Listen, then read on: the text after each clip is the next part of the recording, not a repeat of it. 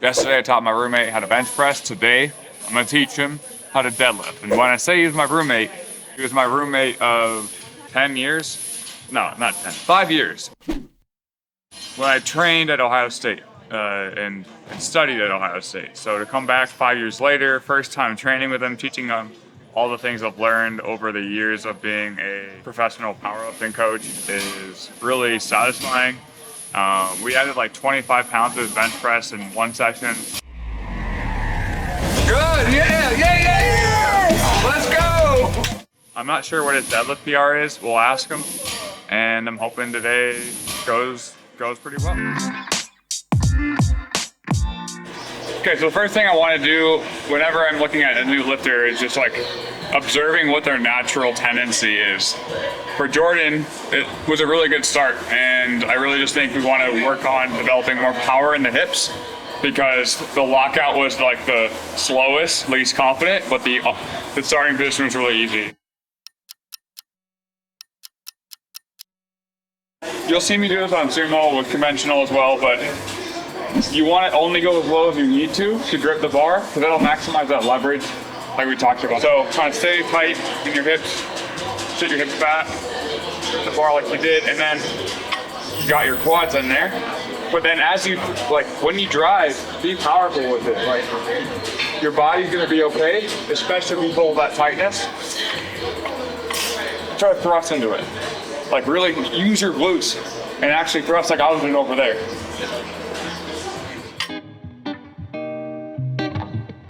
Yeah. Good. Thrust. Good. Good. Thrust into it. Good.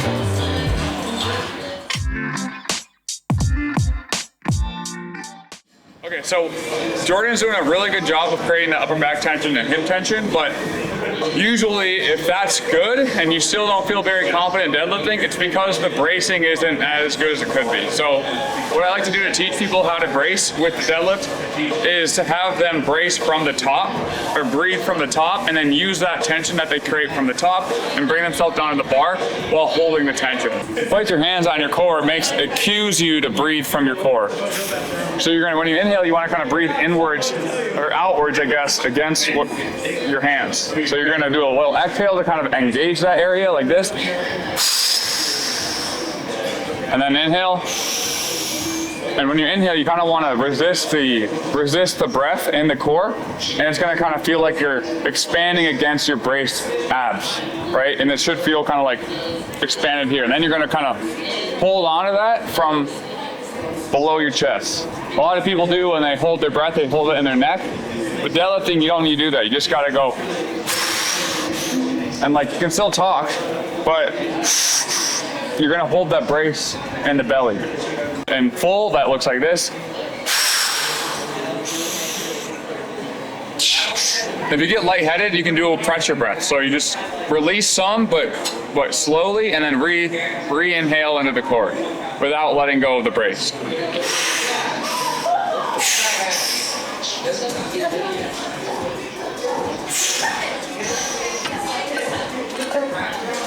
All right, so when you breathe from a locked hip position.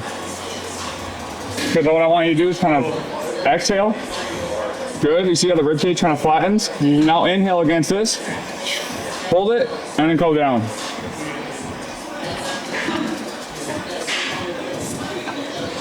Good. And if you feel too tight somewhere, just exhale and re-breathe. Like kind of it's called a pressure breath because you're holding the pressure and then re-breathing. Good. Good. Jordan is doing a really good job of using his core, setting his hips, like putting force into the bar. There's one thing that you could do a little bit better, and that is wedging. And that means using that tension that you've created and kind of getting some momentum into the bar. So with conventional, it's something like this. You know, you get down here, your quads in it, and then you kind of just, you have enough power and strength right now just to pick it up. But if you wanted to, you can get here, pull up, hips high, then come back down. right? So if I can do it with this, it'd be like this.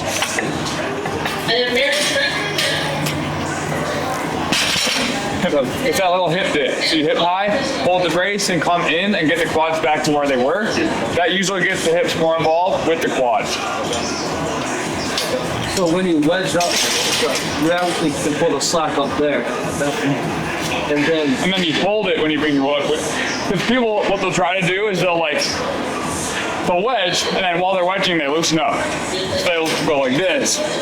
But what you want to do is get tight. Get tight, hold the tightness. And then here, you want to really lengthen the arms, put the upper back really close the slack out. And while the slack is hold, bring the quads in, and that will really leverage the back and the hips. Feel a little pressure, but hey, it's a deadlift. You're gonna use your back. yeah. Okay.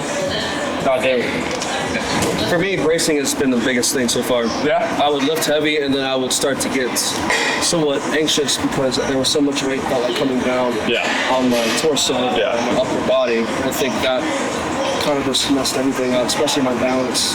Balance thing for me. Yeah, because the core's responsibility is to help you to transfer the force from your lower body to the upper body. So bracing, when you don't do it, you can really flex this. Feel like a noodle. Yeah. When you brace, you're like, don't move. Which means when you're pulling a lot of weight, you're not doing this while you're pulling, or you're not doing this while you're pulling. You're sort of like leakage of energy. Exactly.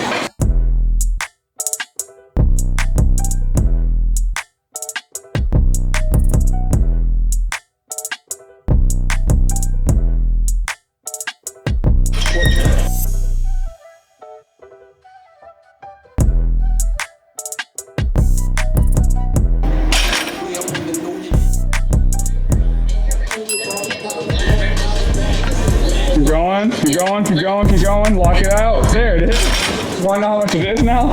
Yeah, tell me. $375. No way. Yeah. No way. Oh.